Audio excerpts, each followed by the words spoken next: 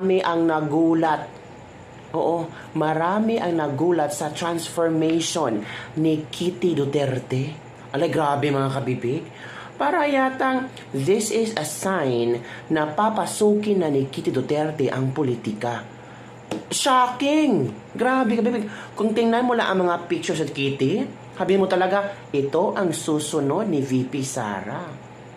The future of Davao City. Wow! Grabe. Kasi si Kitty ngayon ay naging member na siya, yes, ng the Davao Pillars Eagles Club. Wow! Iba ha? Iba si Kitty. Grabe. Nag-Filipiniana ang beauty. Nako.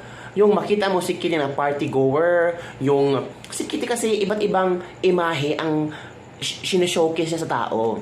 Pag yung sarili niya, yung Kitty Asa, yung ano ba, yung gusto niya mag-enjoy, makikita natin na playful siya, sumasayaw, nag-enjoy sa kanyang pagiging single, 'di ba? Pero pag tungkol sa kanyang tatay, alam mo naman, seryoso siya, emotional siya, kung pwede iiyak siya kapag i-interviewin. Pero ngayon, kabibig, shocking to, a new transformation ng Kitty Duterte. Kung saan, iba ang aura. Masabi mo talaga, naku po, ito pala yung mas lalo na tayong matatakot sa kanya. Yung kita mo tayong pamukha, may substance si Kitty Duterte at nag-speech pa si Kitty Duterte, mga kabibig. Grabe, nawindang ang ilang mga netizen. Ang ibang nagsabi na ito ang hinahanap naming Kitty Duterte. Ramdam na naming maging the next mayor, the next governor, congressman, vice president, president, si Kitty Duterte. Nako, Kitty ha. Yan na. Ang mga tao ngayon ay pumalakpak na sa iyo. Marami na mga gustong susunod ka sa yapak ng inyong tatay, ng iyong mga kapatid. Feel ko talaga yun ang papuntahan ni Kitty eh. Sa nangyaring pagdakip ng kayang tatay, pagkidnap ng kayang tatay, at nandun talaga siya, caught in the act. Natural, makapag-isip talaga si Kitty na I have to be very serious on this matter. Alam ko naman na kung ano ang pinadaan ng tatay ko, pero grabe yung ginawa nilang pagbusabos, pag-abuso sa aking tatay. 'Di ba? So ngayon, hinay-hinay nang umaangat si Kitty Duterte. Naku, maghintay kayo. O kung kayo, piliin kayo, saan kayo pupunta? Kitty Duterte or Sandro Marcos? Oh, by the way, ito yung speech ni Kitty Duterte na marami ang humanga. Iba ang talino. Iba ang pag-deliver. May substance. At the same time, ramdam mo ba, sa mga Duterte talaga, nandun talaga yung ano ba, makukuha talaga ng mga Duterte ang atensyon ng tao. Parang, minamagnet nila ang mga tao. May presensya talaga sila. Hindi yung presensya na nagkokontrol ng mga tao. Hindi. Ang tao ay talagang makikinig sa kanila. Yung magsasalita sila ba na pawang katotohanan, walang halong drama at budol, mga kabibig.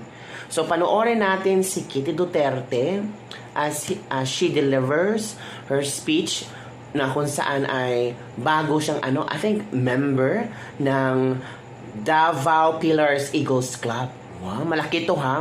Malaking club to. Hindi ito small lang. Sige, manood tayo kay Kitty Duterte. Over the past year that directly benefited thousands of Davaoeños across 15 barangays. I would like to commend you for your brave and honest work. Through youth and educational development, healthcare and wellness, community development and livelihood, transportation assistance, cultural and social initiatives, and support to security forces. You have indeed contributed to a progressive Davao City. Remember that there is strength in unity and excellence in service. Congratulations to the newly inducted members of Batch Castellum. Do it for the glory of God and may He be with you. Let us lift up and live on.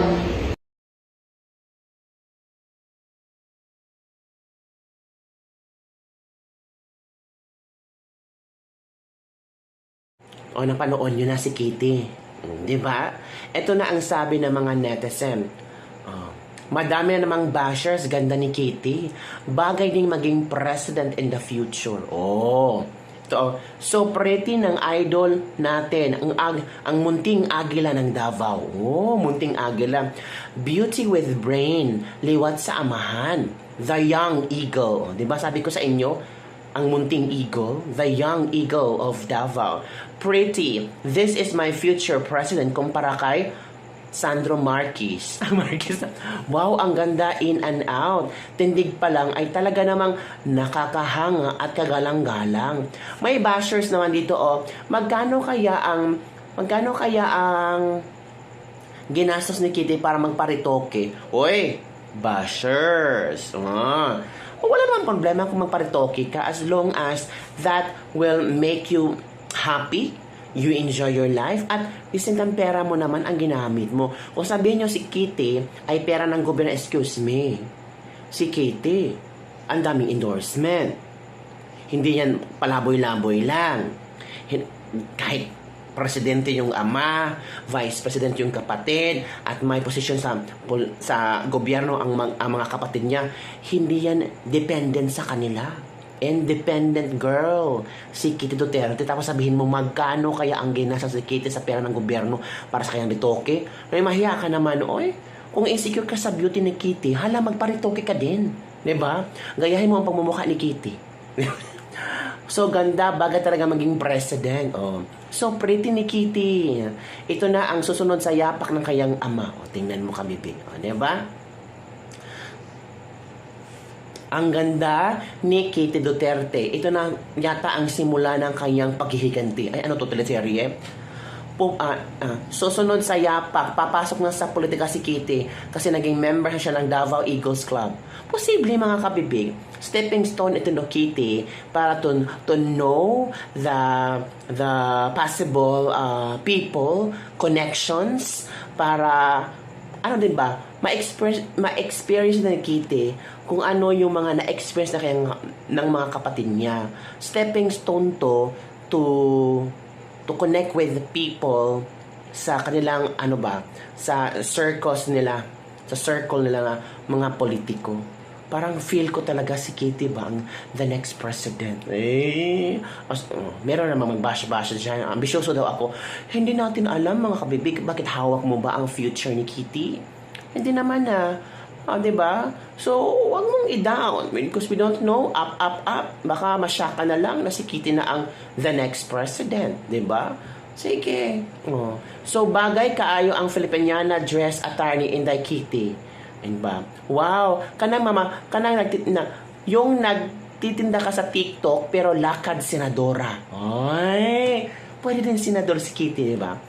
Nail it. Another generation tatak Duterte. Yung young eagle will soar high. Yan kabibig.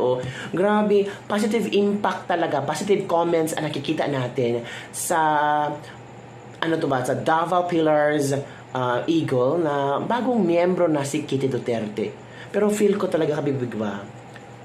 Ito yung I don't know kung sino ang nag-decide nito na sumali si Kitty, Davao Eagles Club. I don't know kung sino ang nagpabukas ng kanyang mata na, hey Kitty, parang ito yung path mo kung ano yung path ng mga kapatid mo, parang dun ka rin papunta. So dapat make a new step. Gawin mo na yung mga unang hakbang para makilala ka sa circle ng mga taong malapit tumulong sa mga Duterte. The next leader sa bansang Pilipinas, mabait, matapang, matalino para sa masang Pilipino at mapagmahal sa kapwa. Yan mga kabibig ha. Yan ang ilang mga comment. Nagsisimula nang lumipad ang pinakabata na Eagle Fly Kitty. Parang nakikita ko sa kanya si Madam Miriam Santiago ang datingan. Wow. Diba? Diba? Yun ang mga komento ng mga netizen ha. Well, I'm sure naman, later on baka magbigay ng official statement kung bakit nagpamiyembro si Kitty sa Davao Eagles Club. May karapatan naman si Kitty. freedom of choice naman yun ni Kitty. Baka ito yung nakikita yung paraan na malaman niya ang ang dapat niyang gawin kung papasok siya sa politika.